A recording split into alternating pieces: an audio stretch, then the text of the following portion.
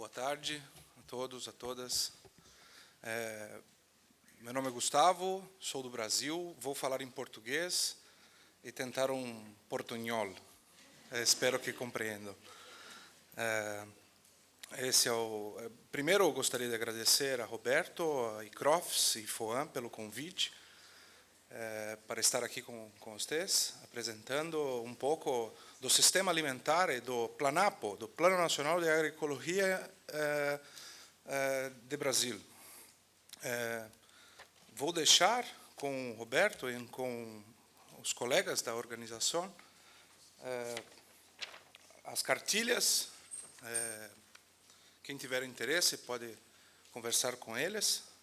Do Brasil, do Plano Brasileiro de Agroecologia. Vou iniciar a apresentação contando um pouco da história desse programa, dessa política pública, né, que atualmente suporta o desenvolvimento da agroecologia e o desenvolvimento da agricultura orgânica. Em 1999, em Brasil, iniciamos uma discussão em Brasil sobre como regulamentar a agricultura orgânica e tivemos uma série de embates dos diferentes tipos de agricultura de base ecológica, biodinâmica, natural, agricultura regenerativa, permacultura, agrofloresta, e todos estavam defendendo seus pontos de vista, mas na perspectiva de criar uma regulamentação que fosse abrangente e pudesse incorporar todos os sistemas. Isso levou 4 a 5 anos para se desenvolver uma lei de orgânicos. Isso foi lançada pública em 2003, durante o governo do presidente Lula. De 2003, a lei orgânica ela ainda não tinha um processo de certificação garantia de qualidade nacional. Então, a IFOAM, as regras de IFOAM eram utilizadas por certificadoras de terceira parte que faziam um processo de certificação. Até que em 2011, o Brasil criou uma legislação para fazer a regulamentação dos orgânicos. E em 2012, foi criada uma lei nacional da agroecologia e da produção orgânica, PNAPO, Programa da Política Nacional de Produção Agroecológica e Orgânica. Essa política nacional, a estrutura em Brasil da política nacional, ela é uma política, abaixo dessa política tem um plano, que é o PLANAPO, e esse plano, eu vou contar um pouco da história desse plano. Ele teve uma primeira fase e uma segunda fase que está sendo lançada nesse momento com algumas perspectivas. Então, o PLANAPO, então tivemos a lei, a Política Nacional de Agroecologia e Agricultura Orgânica para suportar o desenvolvimento de sistemas de produção, comércio, recursos naturais. Tem 4 linhas que eu vou apresentar mais à frente. A ideia principal desse plano é consolidar ações que permitam o desenvolvimento rural com base nas estratégias da agroecologia. Então, o plano foi uma proposta de implementar a Política Nacional de Agroecologia em Brasil. E tem por objetivo integrar e qualificar todos os ministérios. São mais de 10 ministérios em Brasil que foram organizados para permitir financiar projetos, programas de desenvolvimento da agroecologia e da agricultura orgânica. Então, foi o primeiro programa, o PLANAPO, o primeiro de 2013 a 2015, teve a intenção de organizar esses ministérios, organizar essa estrutura legal para permitir, por exemplo, que o Ministério da Educação pudesse financiar projetos de desenvolvimento, projetos de pesquisa em agroecologia e agricultura orgânica. Então, comércio, turismo, Ministério do Turismo, criando um selo de agricultura orgânica para divulgar no mundo o que é agroecologia, o que é a agricultura orgânica no Brasil. Então, a primeira parte do planapo, do plano, então, temos a política, temos o plano e temos os programas e projetos, como que se estrutura a lei no Brasil, o que ocasionou na criação do Programa Nacional de Agroecologia e Agricultura Orgânica no Brasil. Então, qual é o objetivo dessa política pública? Implementar programas e ações, né, para fomentar o desenvolvimento da agroecologia no Brasil. Tratar a agricultura orgânica e a agroecologia como uma contribuição para o desenvolvimento sustentável no Brasil. E promover uma qualidade de vida superior à população, tanto por parte de produtores quanto por parte de consumidores. Quem são os beneficiários do programa? Grandes produtores não podem participar. Quem pode participar desse programa com linhas de crédito, com pesquisa, estratégias de desenvolvimento, desenvolvimento, são fundamentalmente o grupo-alvo dessa pesquisa são agricultores familiares e assentados da reforma agrária. E as ações desse programa visavam coordenar ações entre esses 10 ministérios. Muitas pessoas trabalhando junto para que ações pudessem ser tomadas no sentido de desenvolver sistemas produtivos de base ecológica. E a primeira fase do programa foi de articulação entre esses ministérios para que fosse possível atender 4 grandes eixos norteadores de produção, de conservação de recursos naturais e de comercialização e consumo de alimentos orgânicos. E nessa primeira etapa do plano, foi feito um diagnóstico que sugere algumas ações, alguns desafios para o desenvolvimento rural baseado nos conceitos e nos princípios da agroecologia. Destaco dessa lista que eu apresento, que existem no Brasil hoje 25 certification bodies, 25 organismos de certificação no Brasil. E desses organismos, 17 organismos são organismos sociais de organização, que não necessariamente demandam uma terceira parte fazendo a certificação. A certificação ocorre na relação entre consumidores e produtores. Quem faz a certificação dos processos são os consumidores, que se responsabilizam juntamente com produtores de produzir produtos livres de agrotóxicos em sistemas agroecológicos.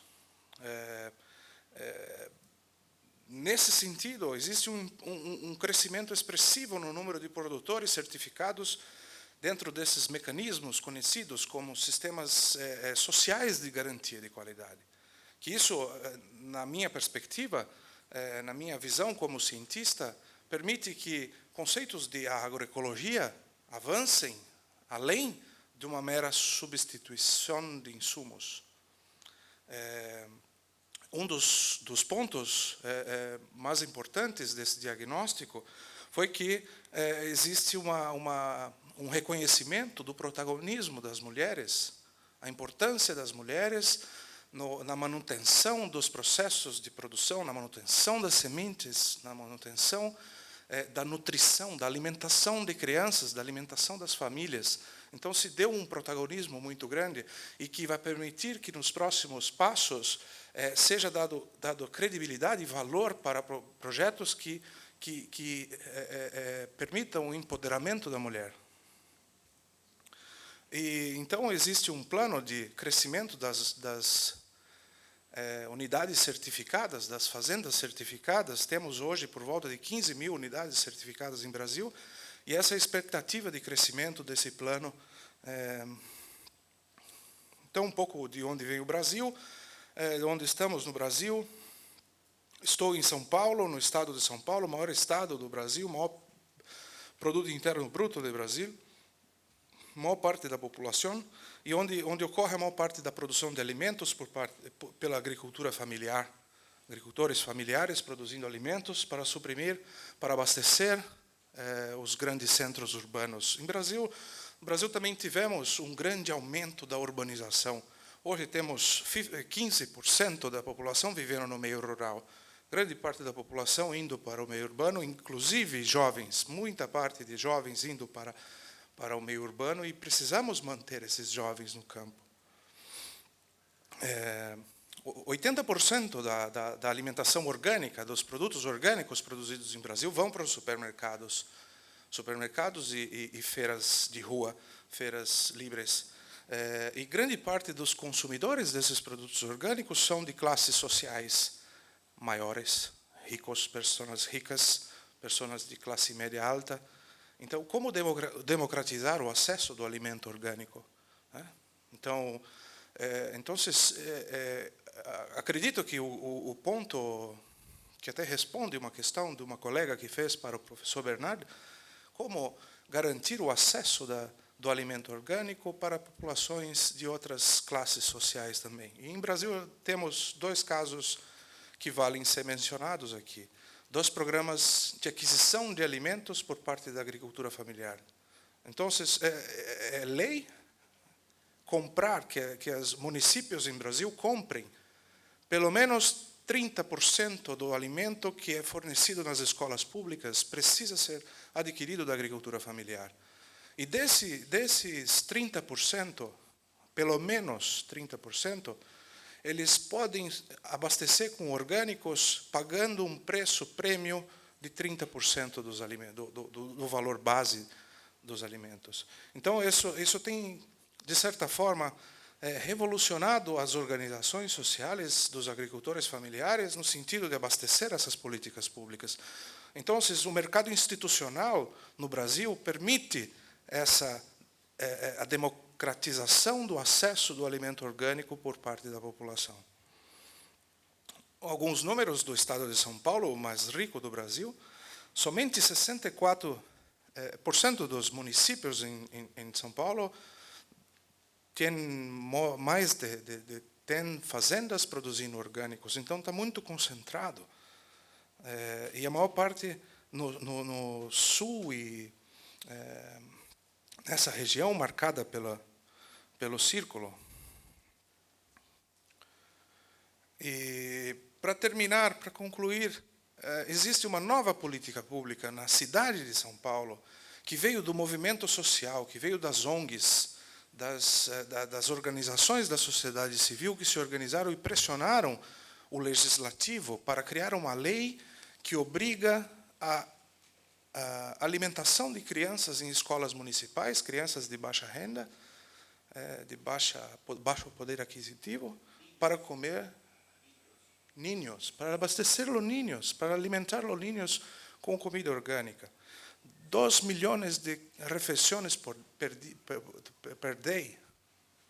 So it's very audacious. É um plano muito ambicioso de abastecer a alimentação de crianças com agricultura orgânica. Então, começaram em 2012 abastecendo 1%. Em 2015, estão abastecendo 22% da alimentação da agricultura familiar e uma parte de aproximadamente 3% em 2015 com alimentos orgânicos. Para 2016, tem uma meta de atingir 8% dessa alimentação a partir de alimentos produzidos pela agricultura familiar na merenda escolar. E essa região é de onde os alimentos orgânicos estão sendo produzidos para abastecer essa política pública. E onde está esse círculo é onde a universidade que trabalho está desenvolvendo, e temos projetos em parceria com o ICROFES, com a Universidade de Aarhus, na Dinamarca, para potencializar esses agricultores